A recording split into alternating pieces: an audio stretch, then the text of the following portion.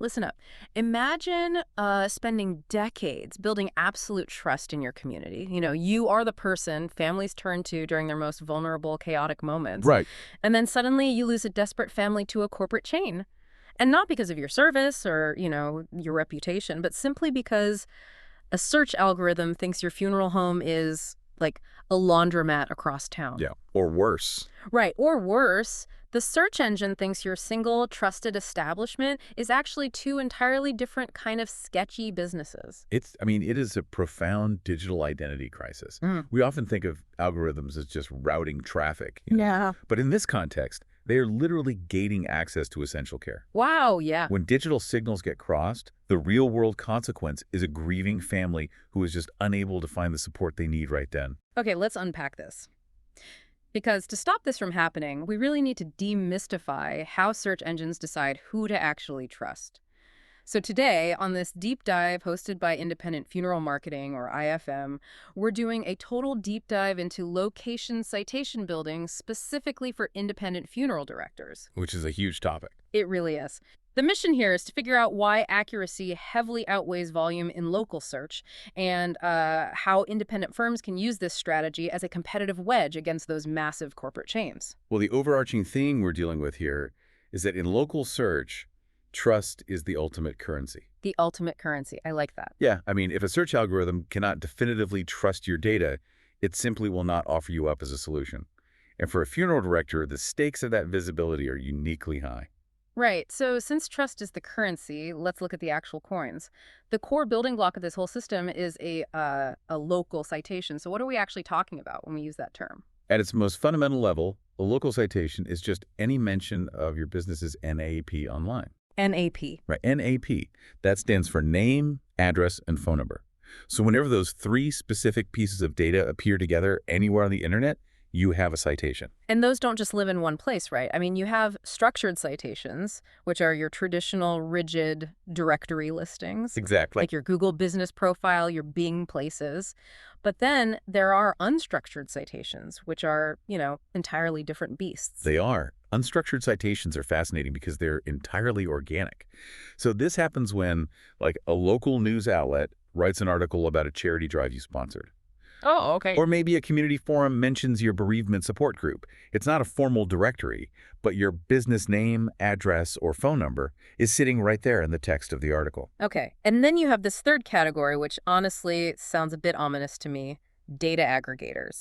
Yes. Companies like Info Group or Newstar Localese, from what I understand, they function like massive digital megaphones, right? Taking your business information and just automatically blasting it out to hundreds of smaller directories all across the web. They operate exactly like megaphones, Uh, which, is incredibly powerful if the information they are broadcasting is pristine. right. But if there's a typo in your address, those aggregators are indiscriminately blasting that bad data into every dark corner of the internet. And the mechanism of how this data spreads really matters because consumer behavior is overwhelmingly consolidated right now. Consolidated how? Like Yeah. everybody using the same platform. Exactly. 87% of people use Google to find local businesses. Wow. 87. Yeah. But more importantly, when they run that search, the Google map results in, that specialized cluster of 3 local businesses right at the top of the page.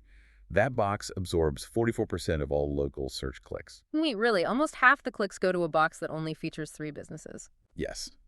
So if you aren't in that map pack, you are essentially invisible to a massive portion of the families looking for you. That's terrifying. So how does Google decide who gets into that highly coveted real estate? Google evaluates 3 local ranking pillars. The first is proximity, which is basically assessing how physically close the searcher is to your location. Which you can't really fake. Right. You cannot manipulate geography. Yeah. The second is relevance. So determining if your services actually match what the searcher is looking for. Okay. And the third, and this is the entire battlefield for citations, is prominence. Prominence being like how trusted and well-known you are across the broader internet. Precisely.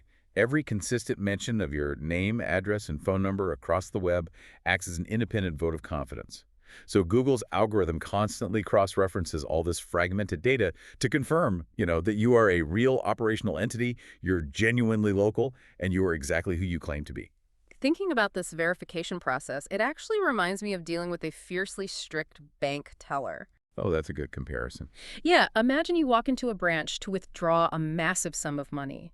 You hand the teller your driver's license, your passport, maybe a utility bill to prove your identity. Standard procedure, sure. Right. But if your name is John A. Smith on the license, but the passport says Jonathan Smith, and the utility bill says J. Smith and Sons at a slightly different street number, that teller is going to freeze. Oh, absolutely. They're going to suspect fraud. Exactly. They're going to deny the transaction.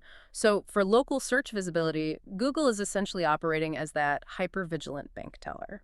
And to take your strict bank teller analogy one step further, imagine that teller knows the customer is currently navigating one of the most stressful, vulnerable days of their life. Oh, wow. Yeah, Google applies an unusually high trust threshold to funeral homes specifically, because bereaved families are making deeply significant, time-sensitive financial and emotional decisions. So the algorithm is just being super protective. Inherently protective, yes. It will not recommend a business if there is even a fractional shadow of a doubt about its legitimacy or its ability to be contacted. Which brings us to the silent killer here, the mechanism that destroys that trust, which is NAP inconsistencies. Every single character has to match perfectly, but businesses constantly introduce variations, right? Constantly. Let's look at a typical example of how this breaks down for an established firm. What does this actually look like in practice? Okay, consider a hypothetical multi-generational business. On a major directory like Yale, they are listed as J. Smith and Sons Funeral Directors, 14 High Street, Grantham, NG31 6PZ, 01476123456. Okay, perfectly standard listing. But then look at their Google business profile. It says J. Smith and Sons, High Street, Grantham, 01476123456. Wait, so the ampersand has been replaced by the word and. Yep. The building number 14 is completely missing, and the spacing in the phone number is gone. Exactly. And to make it worse, maybe on an older directory like Thompson Local, they appear as John Smith Funeral Services, 14 High St. Grantham. Oh man, so now we have funeral directors versus funeral services, and Saint instead of the full word street. Right.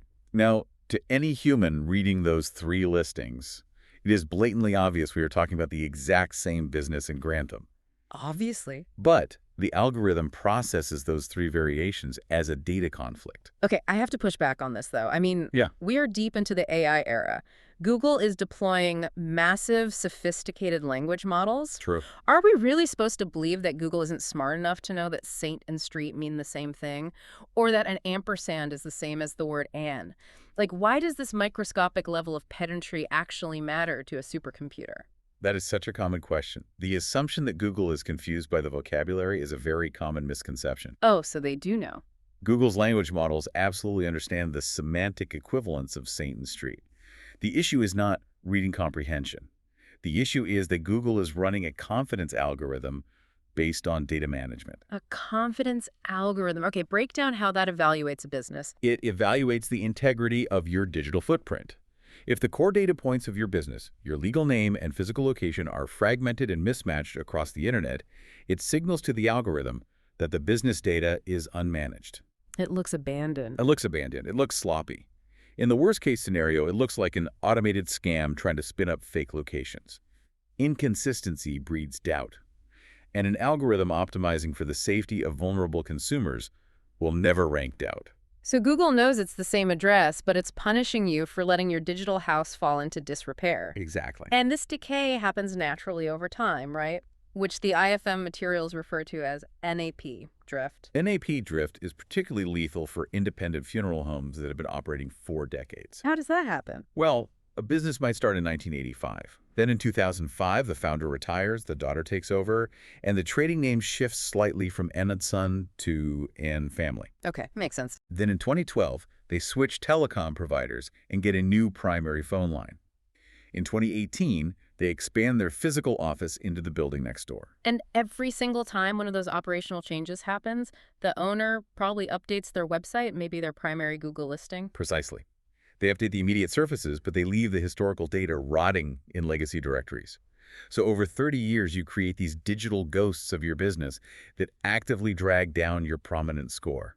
Digital ghosts. That is a great way to put it. Okay, so since Google is punishing us for those slight name variations and digital ghosts, we obviously need to fix them. Absolutely. But if I'm looking at a mess of old phone numbers scattered across the entire internet, I mean, I can't just run around playing digital whack-a-mole. Not all directories carry the same weight, right?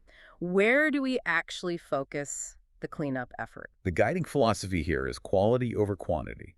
10 perfectly consistent, verified citations on highly authoritative platforms are vastly superior to 100 mismatched citations scattered across low-traffic, obscure websites. Okay, so search engines prioritize domain authority. Yes. So let's talk about the heavy hitters, the absolute non-negotiable platforms. Obviously, the Google Business Profile sits at the very top of that It list. is the absolute king. The Google Business Profile directly feeds the local map pack. It is the core anchor point for your digital identity. Right. If that profile is not claimed, verified, and meticulously maintained, no other local SEO effort will compensate for it. But the next two priority platforms really caught me off guard. The IFM data highlights Bing Places for Business and Yell.com. Ah. In a tech landscape that feels completely monopolized by Google, why on earth are Bing and Yell considered top-tier priorities for UK funeral directors? It definitely challenges the modern Google-only obsession. But this highlights exactly why understanding your specific consumer demographic is critical. Okay, lay it on me. The data shows that the target audience for UK funeral consumers heavily over-indexes on Bing. They utilize Bing search at a rate 28% higher than the national UK average. 28%. That is a massive demographic swing. What's driving that? Bing is the default search engine for the Microsoft ecosystem, which means it powers the default browser on standard PCs. Oh, the older demographic? Exactly. Older demographics who are the primary decision makers for funeral services often just stick to the default software on their home computers. That makes total sense. Setting up a Bing Places profile is free and takes minimal time, yet countless businesses just ignore it, completely abandoning a platform where their ideal clients are actively searching. Wow. And what about Yell.com? I mean, most people associate the Yellow Pages with massive printed books from the 90s. How does that translate to digital authority today? Well, audience intelligence data gives Yell a massive 81 out of 100 affinity score specifically for UK funeral consumers. 81. What? That's huge. It is. And beyond consumer usage, Yell carries deep historical domain authority. Because it has existed for so long and is heavily moderated, search algorithms trust its data. A perfect, verified citation on Yell acts as a massive foundational pillar for your prominence score. Okay, so we have these legacy platforms carrying historical weight, but we also have to manage the newer social platforms, right? Facebook is a prime example. The statistics indicate that 92% of funeral consumers use Facebook. Which is staggering. And even if an independent funeral director has, zero interest in posting daily content or running social media campaigns, Which a lot of them don't. right, totally understandable. Yeah. But having a complete, perfectly accurate Facebook business page is a non-negotiable structured signal. The same applies to platforms like Nextdoor, which are highly localized and heavily utilized by older demographics for community recommendations. There's another category that crosses the boundary between a simple directory and a reputation management tool. Platforms like Trustpilot or Check a Trade Yeah. and Which Trusted Traders in the UK. Yes, those are crucial. Do these platforms actually provide genuine SEO ranking benefits, or are they just places to collect stars? Oh, they absolutely provide genuine ranking benefits, and they actually reframe what a citation can achieve. How so? A platform like Trustpilot demands verification. It is heavily moderated to prevent fake reviews. When your name, address, and phone number are perfectly aligned on a site with that much rigorous oversight, it acts as an independent validator of your business's credibility. So it's like a VIP pass for trust. Exactly. It is a massive trust signal that feeds directly into Google's confidence algorithm. Now, while setting up all these profiles, there is a massive trapdoor regarding how you actually describe the business, because you can't just log on to Bing or Yell and broadly categorize yourself as a local service or a small business. Accurate category selection is incredibly critical. You must select the most specific, hyper-relevant categories available, specifically funeral director or funeral home. What happens if you don't? If you choose a broader category, you dilute your relevance score. The algorithm relies on those categories to understand the exact nature of your business, so it can match you with the precise intent of the searcher. Right. If someone searches for a funeral director near me, Google isn't going to risk showing them a general business service. It wants to give the exact answer. Okay, so we understand the mechanics, we know the priority targets, and we know we need specific categories. But, I mean, if I am a listener staring down a digital footprint full of outdated phone numbers and wrong addresses, how do I actually execute this cleanup? What does the simple step-by-step audit checklist actually look like? You have to approach it methodically to avoid being overwhelmed. Okay, step one. The very first action is entirely manual. You go to Google, Bing, and DuckDuckGo, and you search for your exact business name. You need to physically review every single listing that appears on the first 2 pages of the search results to see what the public and the algorithms are currently seeing. And from the materials, you don't just search the name, you also do a dedicated search for just the phone number, independent of any text. What is the logic behind isolating the phone number? Searching the phone number by itself is the best way to uncover those hidden digital ghosts we talked about. Oh, because the name might have changed. Exactly. Often, a legacy directory will have your correct current phone number attached to an ancient trading name you haven't used in 20 years. If you only search your current name, you will never find that listing. But the algorithm sees it, and it registers the data conflict. Sneaky. Okay, once we've done the manual hunting, how do we scale this up? Because we can't manually read the entire internet. That is step 3, where systematic audit tools like Bright Local or Whitespark come into play. These tools use APIs and web scraping technology to simulate thousands of searches across obscure directories, data aggregators, and mapping services. Well, okay. They crawl the web specifically looking for variations of your NFP data and compile a comprehensive list of every dark corner where your business is mentioned. So the software acts as a massive dragnet. And once you pull that net up, you have to organize the catch. Which means step 4, building a master spreadsheet. Yes, crucial step. You list every directory, document exactly what NFP data they are currently displaying, and mark whether it is accurate, slightly off, or completely wrong. And armed with that master spreadsheet, you move to step 5, which is executing the corrections based on authority. You start at the very top of the pyramid. You meticulously update your Google business profile until it is flawless. Okay, so work your way down. Right. Then you move down to the Tier 1 list, Bing, Yell, Owl, Apple Maps. You use the platform's official claiming process to take ownership of the listing, or you contact their support teams directly to force a data update. Which brings us to a really painful friction point in this checklist. Steps 6 and 7. A major part of this cleanup involves ruthlessly suppressing and resolving duplicate listings. Yes, the duplicates. If I see my business listed 3 times on Thomson Local, my gut instinct is that 3 billboards are better than 1. It feels like triple the exposure. Why is having multiple listings on a single directory a bad thing? It is a logical assumption, but algorithmically, it is disastrous. Duplicates actively cannibalize each other's trust signals. Cannibalize. Yikes. Imagine trust equity as a voting system.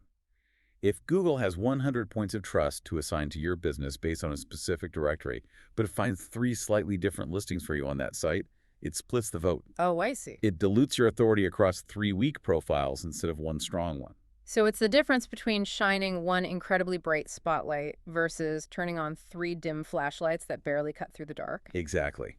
Furthermore, the algorithm might not know which of the 3 listings is the real one. When faced with that ambiguity, the algorithm's default protective measure is to just suppress all of them. Oh, so you get nothing. Right. Consolidating those duplicates funnels all that trust equity into a single, undeniable signal. But the physical act of fixing this sounds brutal. Am I literally sitting on hold with the customer service rep at some directory site from 2008, begging them to delete a duplicate page? The reality is, well, yes, it can be incredibly tedious. It involves submitting support tickets, providing proof of ownership, and waiting for manual reviews. That sounds like a nightmare. It can take hours of administrative work, which is exactly why many independent directors outsource this specific task to local SEO specialists. However, whether you do it yourself or hire someone, resolving duplicates is one of the highest return fixes you can make in local search visibility. Okay, so once we grind through that administrative work, our structured citations are clean, the foundation is solid. But we mentioned earlier that unstructured citations are an entirely different beast. Yes. How do independent funeral directors use unstructured citations to actively compete against massive corporate chains that have millions of dollars in marketing budgets? This is where the independent firm has a natural, almost unfair advantage. Unfair advantage. I love the sound of that. Well, corporate chains can easily write a check to an agency to build 100 perfect directory listings, right? Structured citations are simply table stakes. Everyone can buy their way into them. Okay. Unstructured citations, however, are born from genuine local authenticity. Because these are the natural mentions in the community. Like when a funeral director sponsors the local youth football team and the club writes a thank you post on their website with the firm's address. Exactly. Or when they run a free bereavement support group at the community center and the local council lists the event details on their official domain. Yes, or when the local newspaper quotes the director regarding a neighborhood charity drive. None of these follow a rigid directory format, but the search algorithms scrape these local news sites, charity domains, and council pages. And what do they see? They see the business name and location deeply embedded in the fabric of the community's digital ecosystem. Here's where it gets really interesting. So mastering this aspect of SEO isn't about tweaking code or writing a bigger check.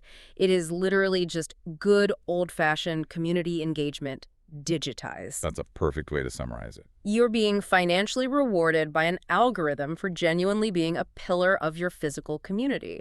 A massive corporate chain operating out of a headquarters 300 miles away simply cannot fake that deep, hyper-local digital footprint. They cannot replicate it. It Yeah. requires real, sustained physical presence in the community. Google's local algorithm is increasingly sophisticated at identifying these diverse, high-authority local links. Wow. It translates that community involvement into immense prominence for the business. It is the ultimate differentiator that allows a single-location independent firm to outrank a heavily funded corporate competitor. Let's ground this in reality for the listener. Say they take this to heart. They build the spreadsheet. They fix the NAP consistency. They claim Bing and Yell. They consolidate the duplicates, and they get their local charity work digitized. All the hard work. Right. How long until the phone actually starts ringing more often? What is the realistic timeline for these updates to affect local ranking visibility? Patience is absolutely mandatory here. Building and correcting citations is a foundational strategy, not a quick-fix hack. So no overnight success. No. Once you update a directory, it typically takes about 4 to 8 weeks just for the major search engine indexes to crawl the web, discover the changes, and update their internal records. Wait, so you are waiting a month or two just for the algorithm to acknowledge that you cleaned your room? That is just the crawl time. To see actual measurable movement in your local ranking visibility, to see your business reliably moving up into the map pack and generating new inquiries, you are looking at a realistic timeline of 3 to 6 months. Okay, so it takes a quarter to half a year. The trust signals just have to marinate in the ecosystem. Right. To briefly recap the mission here and bring all of this together, your name, address, and phone number must be mathematically exact across the entire internet. Quality completely overrides quantity, so you must prioritize the heavy hitters like your Google Business Profile, Bing Places, and Yell.com, while ensuring your category selection is hyper-specific. Crucial step. You have to hunt down and resolve duplicate listings to stop your trust equity from diluting. And ultimately, you leverage your deep physical community roots to generate unstructured citations that corporate budgets simply cannot manufacture. It is ultimately about taking absolute control of your digital identity. When a family is in crisis and needs your services, there should be zero digital friction preventing them from finding you. So true. Now, I want to leave you with a final, slightly provocative thought to mull over. Yeah. We've talked extensively about how traditional algorithms like Google read your business data today, but the IFM data shows that the audience for funeral services is already over-indexing on AI search tools like Perplexity by over 8%. Which is a massive shift. Right. As these conversational AI assistants become the dominant way people search, they're going to synthesize their answers based entirely on the digital footprint you leave behind. If your footprint is currently telling 3 different conflicting stories about who you are and where you operate, how exactly is an AI going to describe your legacy to a family asking for a recommendation? Consider the impact of that shift. Traditional search engines might just bury a conflicting profile on page 3. An AI assistant might tell the user outright that your business appears permanently closed or unreliable. Because it just can't verify you. Exactly. The algorithms are only going to become more reliant on strict data integrity. So don't wait for the AI to get confused and turn a family away. Start that audit spreadsheet today. Run that manual search of your phone number. Think back to that strict bank teller. Make sure every single piece of digital ID matches perfectly so you can keep your focus where it belongs, on the families who need you. Thanks for joining us on this deep dive.